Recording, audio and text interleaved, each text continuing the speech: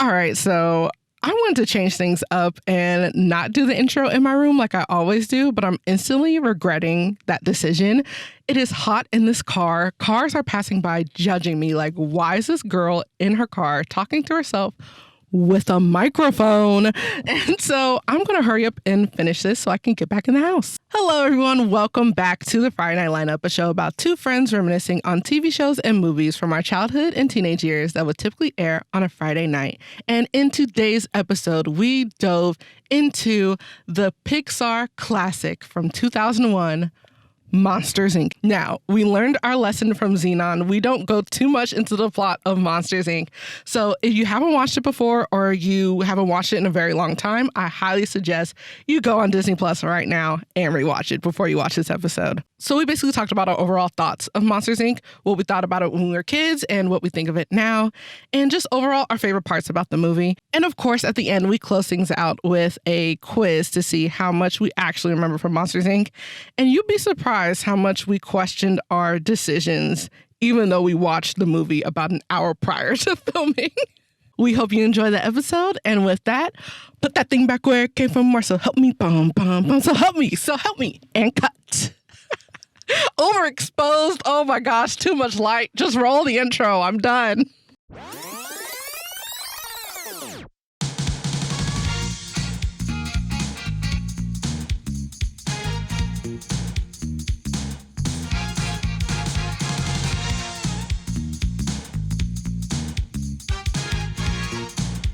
Welcome, everyone. Welcome. We're trying this again. Yes, this is take 2 of recording for y'all. Not today, but, from the mishap of last week. And the week before. And the week before. So we are taking precautions and taking measures to make sure this gets visually done for y'all. Yes. Once again, I'm Jessica. I'm Sharissa. And on today's episode, Sharissa, we watched what movie? We watched Monsters, Inc. Oh yes, my God. we did. Well, you know what? Let's just hop into what we thought of it before, because I did not remember this movie. I think I stopped watching it at some point. Like, I never watched the full movie. Like in its full entirety. In its entirety. I think I've seen it in chunks because I really remembered the beginning. Well, you know why? Vicente pointed it out that you know how he's doing the scare thing in the morning, like with Sully? Scare feet? Yeah. Yeah. Uh-huh. So that was the commercial that they would show like all the time. So that's why we remember it. But yeah, so keep going. You said that you don't remember it at all. Yeah, didn't remember at all. Actually, before I get into it, because a lot of it has to do with the plot, do you want to give a quick synopsis? We're not going to go act by act, but just like what Monsters, Inc. is about, just in case nobody has ever seen it for some strange reason. I mean, come on. But I mean, clearly, no judgment. I know. No judgment. I'm with you because clearly I only seen it in chunks. So, but come on. So basically, it's around Monsters, Inc. And Monsters, Inc. is basically like a power plant, but they get their power from the screams of children, which is kind of creepy. Yes. And so what happens is, long story short, Randall, which is the bad guy, he is trying to get ahead of the game. And then it's Boo's door that ends up being there on setup for him to scare her. And Sully kind of discovers that and then opens the door and finds her, and then she escapes, and then that creates a whole chaos in what is it, Monstropolis, right? Yeah, that's what. Yeah, Monstropolis. Yeah, and then so they're panicking, and it like basically has. It's kind of like COVID, but I know, right? I'm like, ooh, this hits a little too close to home. I forget what the guys are called now at this point. Those yellow guys. See something. CDA. Yeah. So they're like all over, like blocking things down. They take Boo. Basically, they get attached to Boo, and what happens. And then they figure out that it was them that had her. Because she ends up going to work with them. He takes her to work with them. Yeah. And then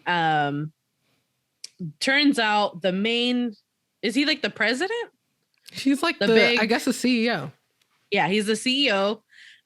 He has like really bad intentions, turns out. And they discover, well, they're doing another what is it? A simulation, and she gets freaked out because she sees Sully scare a kid. Well, it's a robot. And basically the CEO kind of shows his bad intentions about everything, and he like excommunicates them and into the, what is it? The North Pole, or I forget where. The Himalayas. The Himalayas. There you go. And so and then they meet the Abominable Snowman, and that's a whole nother side story. Yeah. And then they try to get back, and you see a lot of Easter eggs on there. And they get back. Boo is still there, right? Or Boo gets put into her door. I can't remember that. Not too sure. I just know it's basically just a back and forth of trying to keep Boo safe and also trying to get her home before they get her, because they basically want to get her screams out of her because there's a energy shortage in Monstropolis. Yeah. So I think at that point is when Randall and what's his name? Waternoose, Mr. Waternoose. And they end up obtaining Boo, trying to get her screams. Sully saves the day.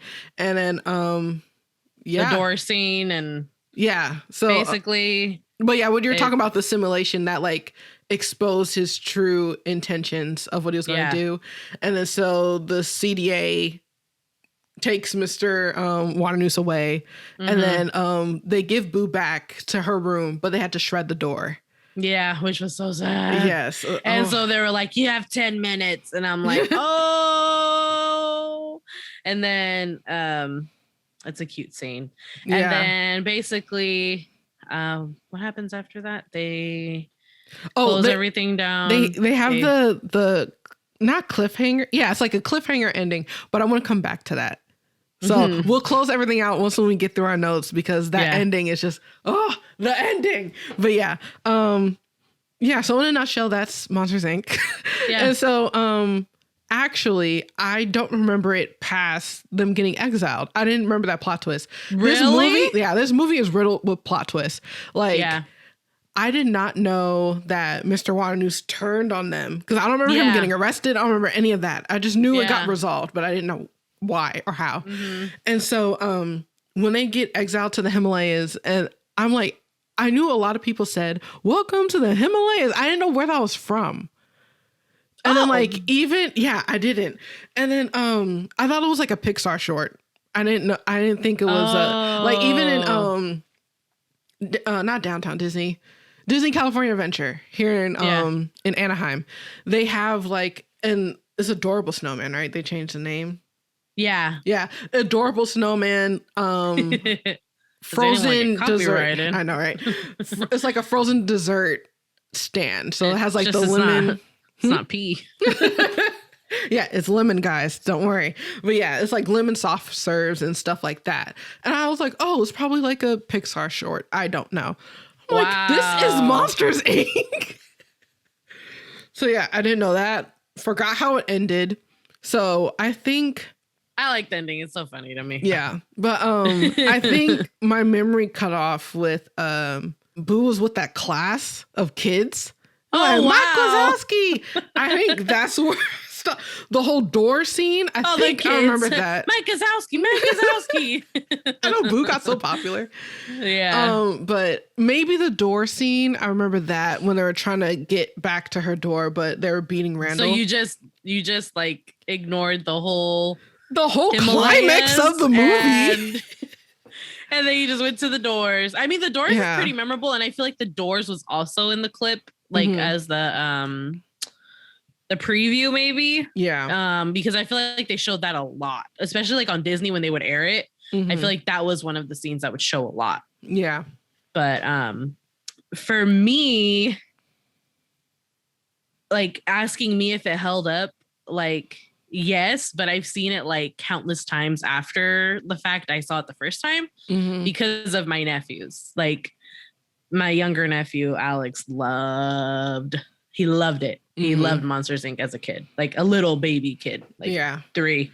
And but I think on my notes I put it's a great movie. And I would watch it like all the time. Like I watched it honestly, like give or take 4 months ago. But I ended up falling asleep. So, but see, and here's my hot take. I think it does hold up, but I don't know if this is just my, like how I received the movie.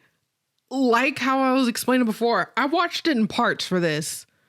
I think I forgot what, I think I was like 26 or maybe a half an hour in. So that's literally a third of the movie. Literally where I cut out naturally before. So like, I think it's like a long movie. It's a long movie because the beginning is very slow. It doesn't pick up to the end. Yeah. So I think that's why. And I'm like, okay, it's almost 11 p.m. I got to wake up early so we can podcast. I will watch it in the morning. But yeah, it was really, really slow in the beginning. I'm like, do I not like this movie? I didn't remember. But then I think it's just like a more of a comforting movie, if that makes sense. I don't know. Yeah. Like it has, like it holds a little piece of childhood for me because I was obsessed with this movie, especially the sarcasm. Ooh. Loved Mike Wazowski's sarcasm. But yeah, it still has very funny lines and very funny moments. Yeah. So, but I feel like I got excited at those times because I remember them from childhood. Like the me and you and me, both of us together. I wrote that. Like, yes! I had that. But oh, googly bear. Googly bear. It's just, oh man. One thing that I remember like stuck out for me was the training scene. Cause I was like, hoo, ha, when the bunk beds. In a bunk bed. But yeah, because when I was watching the first half of the movie, basically, I was like, is this like top tier Pixar? And then I was doing some research in it.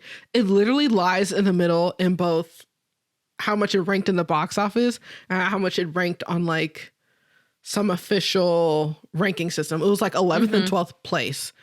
And so I'm like, it's literally the middle of Pixar fandom. And like Monsters University is like clearly lower than that. But yeah, it has representation in like the theme park. So I feel like it still has kind of a, not a cult following, but it is still like a very prominent, relevant like Pixar movie. I know like in terms of merch and stuff, everybody gets the Monsters University hat from Disneyland. I'm like, I didn't see that movie until Disney Plus came out. I literally had no choice because like I said, Alex loved Monsters Inc. and therefore when Monsters University came on, it was a wrap. We had to watch it. His birthday was the theme. Aww. We had to. But there is a fun fact that I had about Monsters University. It said that it was a movie within a movie, and it's basically a propaganda film to build up the reputation back of Monsters Incorporated, since they went through that whole like they let a human in like situation, and so they're trying to build up the reputation back now that it's in the hands of like Mike and Sully. That's why it explains the plot hole of that movie, because it makes it seem like they met in college, but in this movie Mike keeps pointing out that they met in 4th grade. So it's like, who's lying? So I choose to believe that one. I will mention more throughout that are just outrageous, but that one makes sense. University, or they met that this is a film within a film. Oh, so it's just like using the characters of Mike and Sully, but it's not their true origin story. It's just a propaganda way to build up the company. Because they, they focus like, I want to be a scarer ad. It was like almost like an ad. Yeah. Kind of way like, yeah. Oh, wow. I didn't think about it that way. Just to go into more of like our childhood experience with this movie. Did you see it in the theaters or did you see it on like DVD or something? I think it was DVD. I don't remember going to the movie theaters. Yeah. I usually try to see a Pixar movie because they tend to come out either the week of or week before my birthday. Yeah. In the summer. So I tried to in later years go, but wasn't going for my 7th birthday. So yeah, I think this came out in 01. Wow. Yeah, it came out 01. Like I think like June 15th, 16th, something like that. I remember I had the game on my Game Boy. Ooh, Game Boy throwback. Mm-hmm. So we can go into what we think of it now. I think it's a good movie. I just feel like it's really long. It's extremely long. Starting off with the very beginning, though, I do love the intro. Yes. The intro is iconic. I love the like interactive one with like the letters are getting knocked down of the people's name and like stuff like that. Oh, I just love intros like that. Honestly, I think Shrek is still top tier when it comes to that. But yeah, this one was really good. And the song, I thought that we had that in our band book for like 5th grade band to play, which makes sense because, we were in band in 05. Yeah. So why didn't we have this? But it wasn't. I found the book. I don't have it in my room anymore. I put it back. But we didn't have it. I was like, did I try to learn this on saxophone? You probably did. I wouldn't doubt it. I think I tried just on my own, but it wasn't in our band book. The only thing we had was tequila. Yeah, I saw tequila. Tequila's literally like page 2. Man. We had the Simpsons theme song. Yes. That was the only pop culture thing we had. For all of you listening and watching, fun fact, we were in band together. She played the literally saxophone. just said it. Yeah, I know you just said it. The saxophone. I always remember Lisa. Like you reminded me of Lisa. Yeah. I was the only girl too. Yeah. And then I played the flute, which you could barely hear. And I would always get made fun of because they're like, you can't even hear the wind. If like I would always feel bad when we would perform at like assemblies and stuff because like the flutes, they were all nice. Everybody just listened to the flutes. But whenever it was the saxophones or the trumpets, all like the kindergartners are like, because it's so loud. Like, so much for a loud instrument. That was Band Talk with Shriz and Jessica. Yep, Band Talk with Shriz and Jessica. Class of 05. Yes, I can't. Most likely that will be our whole rant on being in a band and musical instruments will be on our YouTube channel. So if you're not subscribed, go over there and you can hear all of our stories about being in band. But let me hold for this rude truck. Is he reversing on your whole street, bro? I know, right? Just matering it down the street. Oh my gosh. But speaking of clever names in the Pixar universe, the second note that I have is Mr. Bile. That was the first monster to do the simulation to try to scare the robot kid. Like my friends call me Mr. Phlegm. Yeah, I was like, ew, that's even grosser. I'm like, I didn't catch that as a kid, clearly. And I was like, that was a funny little joke. Yeah. My friends call me. I know, I wrote that down too. I put a big smiley face next to it. My one of my notes, I was like really excited when I saw it because it brought me back to the beginning of quarantine. And it was like 2319. We have a 2319. Everyone, he's like, and then it's like the smallest little baby sock on his back. Yes. I was dead. And I was like, they literally could have just, took it off. But they added insult to injury and they shaved him. And then they waxed the little part where there's still hair where the sock was. I was dead. I was dead. 2 things. One, if we had the CDA, this whole panini would be over by now. This whole panini would be over. This whole Pandemi Lovato would cease to exist. This panoramic would be panoramic done. But basically that. And then also on that conspiracy list that I saw, it was from, let me credit them because I don't want to steal all their work. Mm-hmm. But it was a YouTube video called 9 Dark Monsters Inc. Theories That Will Ruin Your Childhood. Great. And it's by the YouTube user Screen Rant. And so they put one that said that monsters are scared of the plague because they went through the bubonic plague. And they were saying that because basically the way that they reacted to the sock, the whole 2319 protocol is like what they did for the plague when someone had fleas. They would like shave them and like do all the other stuff. I'm like, they really are living with like PTSD. So like, I mean, I don't think we're far off, boss. I know we're going to be like, you're coughing? 1738. Like you're coughing. 1738.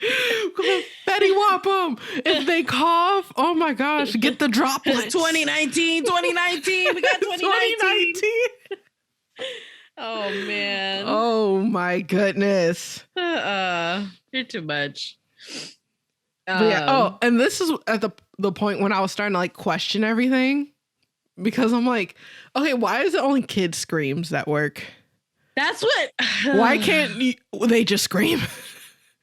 Their voices are the same. Like, how are they going to detect a human voice and a monster's voice? Like, that's how they, that's what kind of creeped me out. And I was like, how did they discover that kids' screams gave them electricity? Yes. That's a little creepy, boss. But I like how it flips at the end, though. Yeah. Which made it all better. And then, we went over the training sequence. Yes. But one part was when they were done with that and they were watching the commercial for Monsters. Oh, my God. And then the logo fit perfectly over Mike Wazowski. But he was like so happy still. I was on TV. I was on TV. Bruh, you were a circle. Major SpongeBob energy. Yeah. When the Krusty Krab commercial. Gabby, there I am. Yeah. But yeah. Oh my gosh, that is hilarious. That he's just so tiny that like I know Mike was like that, the barcode with the magazine, like everything just covered him. Well, Sully was like, oh, I'm so like he was like so sorry, and he was like excited. I was like, all right, because his ego. That's what keeps him going. You know, there's like some funny little things that he says, like when he him and Randall. Well, when Randall scares him in the beginning in the locker room. Mm-hmm. And he was like, I wrote it down too. I thought it was funny. He was like, one day I'll let you teach that guy a lesson. Like talking to Sully. So Sully, yeah. I was like, yeah, of course you wouldn't. Like, handle my lightweight. He is hilarious. But also just like this whole dynamic of Monsters Inc., like the company. So it gets confusing because the name of the movie is Monsters Inc., but the place they work is called Monsters Inc. Mm-hmm. So Monsters Inc., the company, I'm just like watching how, because like now like their whole day is like playing out like, oh, this is what we do, clock in and all that other stuff. I'm like, what if this is the dynamic of PG&E? Like, I could not imagine that. They over here meeting quotas and like all this other stuff to get the energy sources. How many spam calls can they do to like tell me to switch to solar panels? I'm like, what? I'm just trying to picture this in a real world situation. I mean, I wouldn't doubt it. I don't feel like it's far-fetched. Maybe like at a nuclear plant. Mm-hmm. Maybe at a nuclear plant, not like regular energy. Yeah. But also like, speaking of nods to the Bay Area, I feel like the card that they use to swipe to bring the doors down looks a lot like a BART card. It does. Because Pixar is based in Emeryville, which is in the Bay Area. It's like a city right outside of Oakland, like a little tiny suburb. Mm-hmm. It's mostly Pixar and that's it. It's like Pixar and then now you're at UC Berkeley. Yeah. But yeah, they look similar to our kind of like our subway system, I guess. That's like the equivalent to what Bart is.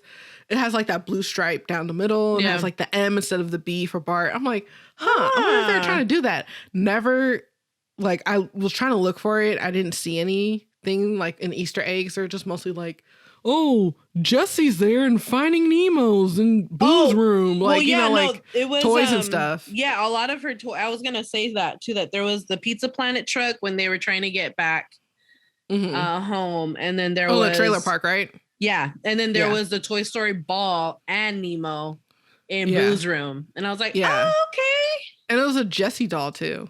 Oh, I didn't see the Jessie doll. Yeah. And I think because usually they try to nod towards the next Pixar film. Which was Nemo, right? Finding Nemo. Yeah, so that's why they had a Finding Nemo thing in there. But yeah, if you aren't into Pixar movies as an adult, at least do it for like the Easter egg hunts. Yeah, it's cool. Because you can always find, oh man, I forgot I think it's A3115.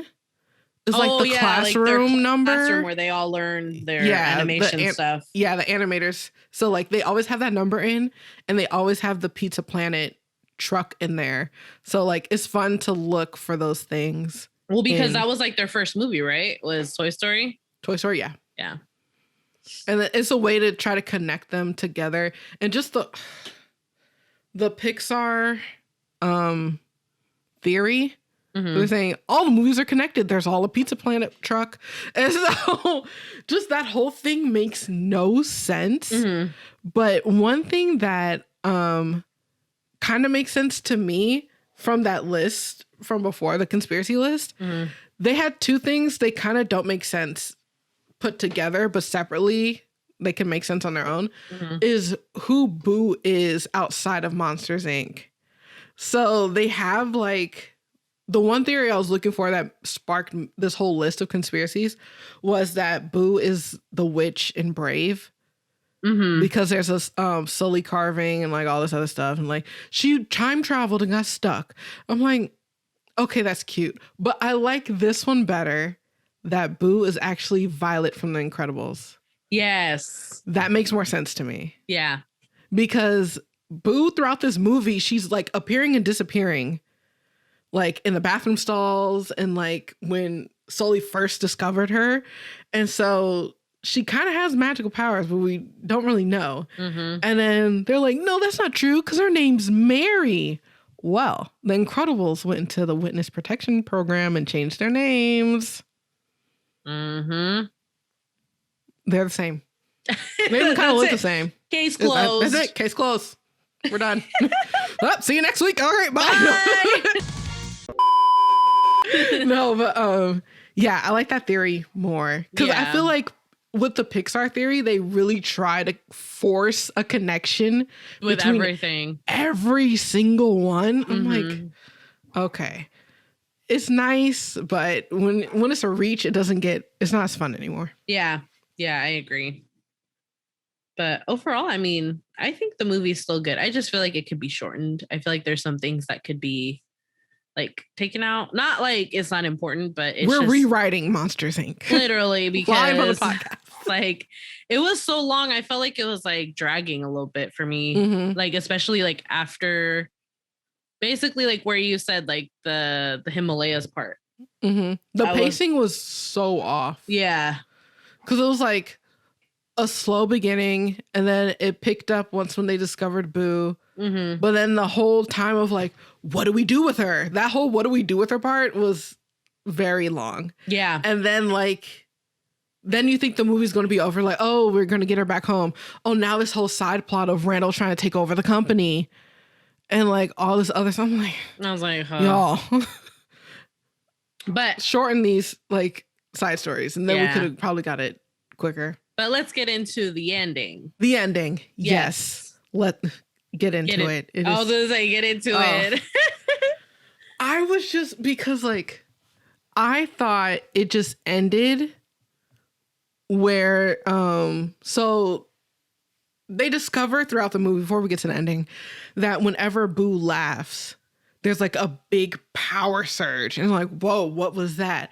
So then after they put Boo back, I was gonna say basically meaning that there's more power in laughter than in fear. Oh, yeah. That's a great message. But yeah, so after they gave Boo back home, and then they had to shred her door,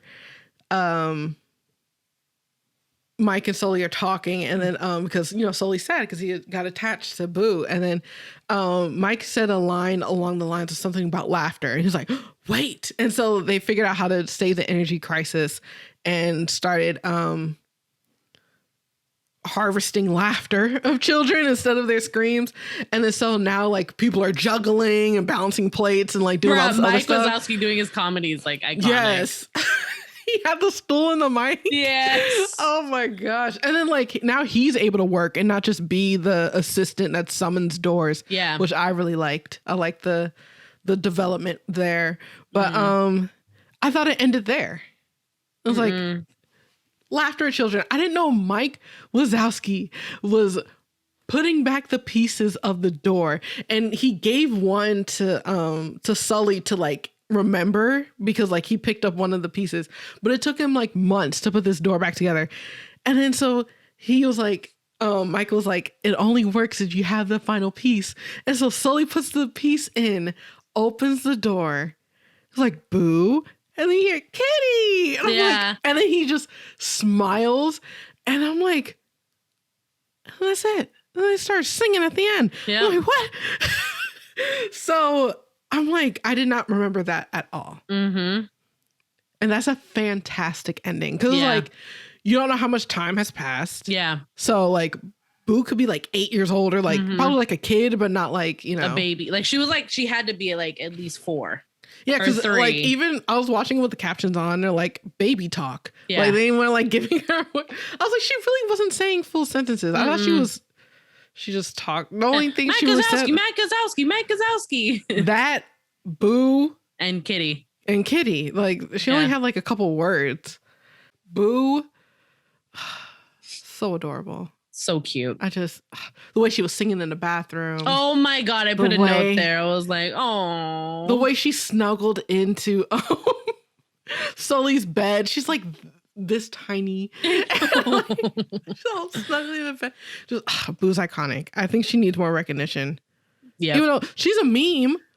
Yes. I saw that when like she was getting sleepy. Mm-hmm. Yeah. I thought she was confused. Based off of the meme. I was like, she was getting sleepy. Was she confused? She was getting sleepy. But yeah, I was like, that's how it ends. Cause like, it's so open-ended.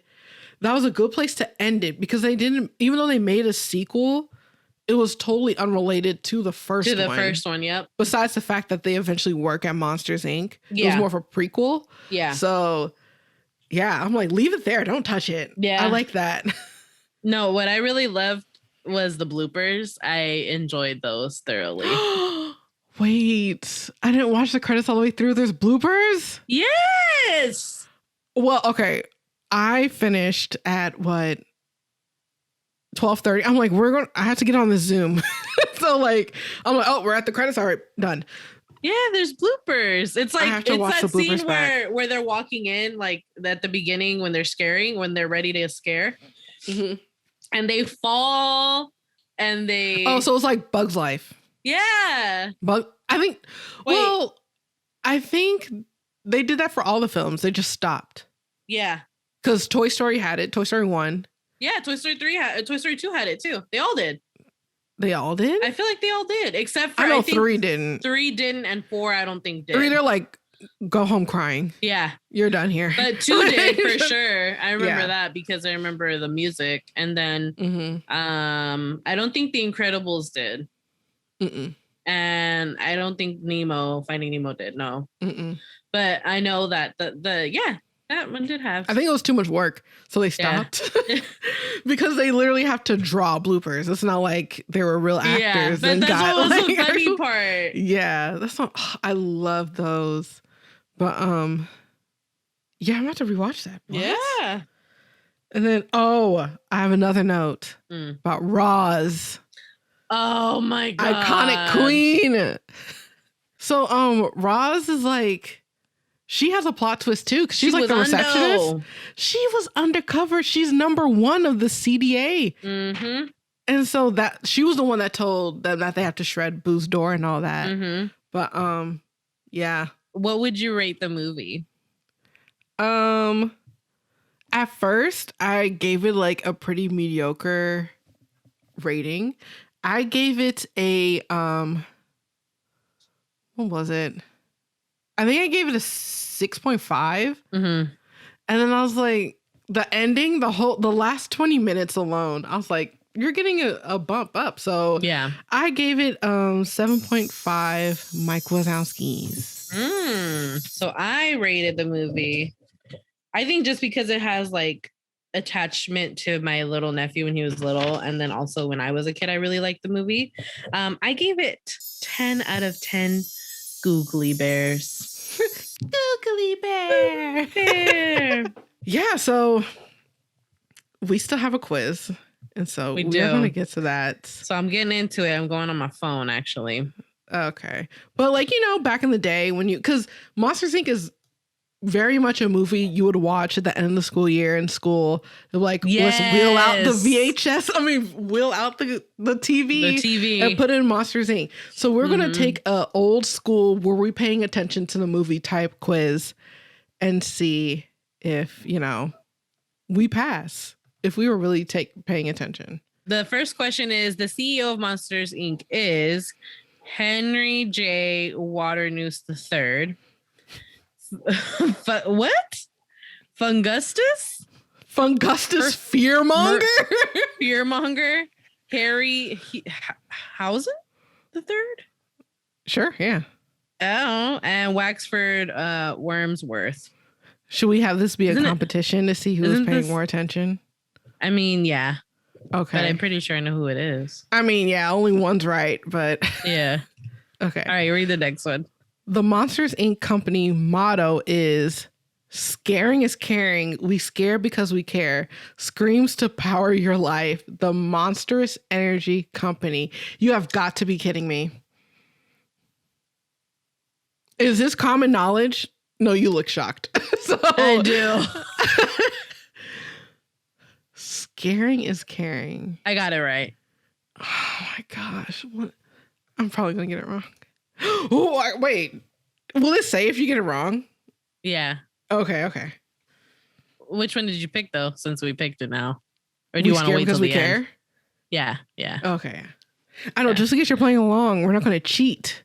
We'll say it at the end. Michael Ross, which of the following? My succulent little sledge, my tender oozing blossom, my lovely little tulip grub, my... What? Luminescent little lilac. That's too much alliteration. So we... All right. I don't remember. It was funny the way he said it, so I remembered it. Oh, no. Can I phone a friend? Sure. Sure is that? Oh, man, I clicked it. Oozing bottom, that one. The one with oozing in it. My tender oozing blossom? Yeah. I said bottom. Okay. Oozing blossom. Yeah, that one. I had a feeling it was that one, but I wasn't too sure. Go for it. Okay. Monsters, Inc. takes place in which city? Monstro City, Monstrosaville, Screamsville, Monstropolis. Duh. We don't know the answer to that one. Yes. Mike takes Celia to dinner and takes her to think... and tells her to think romantical thoughts because it's their anniversary, it's her birthday, it's the day he's going to propose. He was on TV. She said it about 1 million times. So I wish he would be like, think romantical thoughts because I was on TV. That's so him. Oh my gosh. Mike uses which odorant of Sully's? Oh, I remember because I was just, oh man, that was hilarious. Wasn't it? Oh, also, the fact that they call it odorant instead of deodorant because it's supposed to make you smell. It makes you smelly. Oh, frick. Are you going to phone a friend? Yeah. Okay. I would say it's a common smell I don't remember the list, but it's a common smell that people use describing when someone smells bad. A wet dog? Oh, I don't know. An old dumpster? Smelly I'm just gonna say wet dog. Woohoo! When Sully attempts to file paperwork for Mike, he's told to leave which color paper? You have got to be kidding me. Fuchsia, golden, puce. Pink, fuchsia, golden, or puce? You've got to be kidding me. Pink, no? I don't think that's right, but it says it gave me the check mark. Oh, I got it wrong. Oh, so it does tell you if you get it wrong. Yeah. Okay. Yeah, it was puce. I mean... Oh, quack! Boo's closet door is pale yellow with pink flowers, white with pink flowers and hearts, white with pink flowers, pink with white polka dots. I got that one right. Okay, I was like, wait, was there hearts? No. Mike calls his plush monster bear Mr. Fuzzles, Little Mikey, Googly Bear, or Smushy. I got it right. I think Little Mikey, right? Yeah. What does code 2319 mean? Emergency blackout alert, contamination alert. There's a new scare leader. The scare record has been broken. We all know what it means. I mean, context clues. Just look at what they're wearing. What does Mike offer Fungus in exchange for being let go from the scream extractor? His car, a ride in his car, Boo, an autographed picture of Sully. That was so dumb. Which one was it? Just whisper it to me. It rhymes with a schmide and a schmar. Got it. Okay.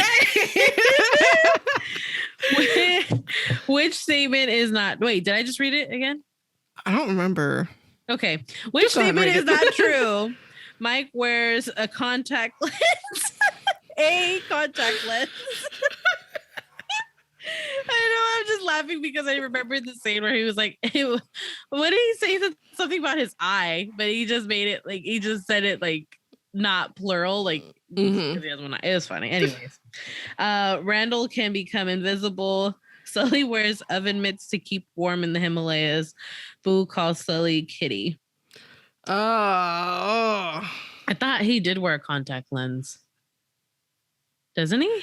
I don't remember that in the first movie, though. I feel like they talked about that in university. I think they did. Because Mike had oven mitts on his horns, but I don't remember what Sully was doing. I'll do the oven. Yes! Got it right. All right, go for it. Okay. Who says your stunned silence is very reassuring? Randall, Mike, Roz, Sully.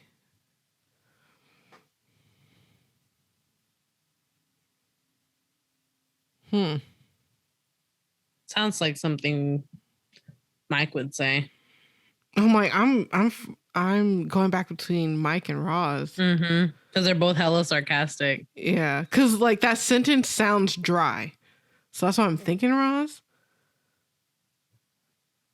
Your stunned silence is very reassuring. Perfect. When Mike and Sully are banished to the Himalayas, the abominable snowman offers them popsicles, yak's milk, snow cones, ice cream sandwiches. Okay, this is a trick question. I remember this scene very well because it's fresh in my mind. But two of these are right. I want to click the right one. But it's the iconic one. Yeah. I'm like, he talked about yak's milk. And he's like, you get the hairs out of it, but then also it's great. I was like, what is happening? We learned that Bigfoot. That's how you spell Loch Ness? Okay. We learned that Bigfoot, Loch Ness, and the abominable snowman have what in common? Retirement, banishment. They all broke scare records. They used to be roommates. And they were roommates. I'm assuming Did you pick it? Yeah. Okay. All of the publications appear in Monsters, Inc. except the Daily Globe, Business Freak, Yeah. Cyclops Weekly, Monstropolis Horn. I only remember. Oh, well. Okay, so for deductive reasoning, Monstropolis Horn is right in our face. So we know that one is there. Okay. One of these is at the end. Mm-hmm. I remember that. But the other two. Is it Business Shriek? I got it right. But I don't remember which one it was. Frick. I picked the wrong one. It's okay. Which choice? Yeah, you did. Which Toy Story toy does Boo show Sully in her bedroom? Buzz Lightyear, Jessie, Woody, Mr. Potato Head. It's Jessie. I mean, sorry. Mm-hmm. Shouldn't have said that out loud. It's all right. Oh, come on now. How many eyes does Mr. Waternoose have? Oh, dang. Well, I am going to look at an angle here. I'm cheating. 1, 2, 3, 4. I thought it was 5. Because I'm thinking 1, 2, 3, 4. I thought it was 6. Because I thought it was symmetrical. And maybe it's 7. 7? It's wrong. It's 5. Ugh. It's either between one of those. Yeah. When Mike tries out his stand-up routine on a child, which bit makes the child laugh? When Mike says kindergarten was the best 3 years of his life. When Mike jokes that he used to be the ball in dodgeball. When Mike swallows his microphone and burps it out. All of the above. I thought it was all of them, right? Didn't the kid laugh? No, he didn't laugh at in the beginning. Mm-hmm. He laughed at the punchline, the kicker. Oh, I knew I should have wrote this down. What does the CDA stand for? Community Disaster Agency, Child Discovery Agency, Corporate Disaster Alert, Child Detection Agency. Maybe it's Child Detection. Yeah. Okay, yeah. I was like, is child something? Okay. We just talked about that one. Yeah. Read it because I clicked on it. Oh, okay. Who does the CDA refer to as number 1? Roz, Sully, Bull. Wow.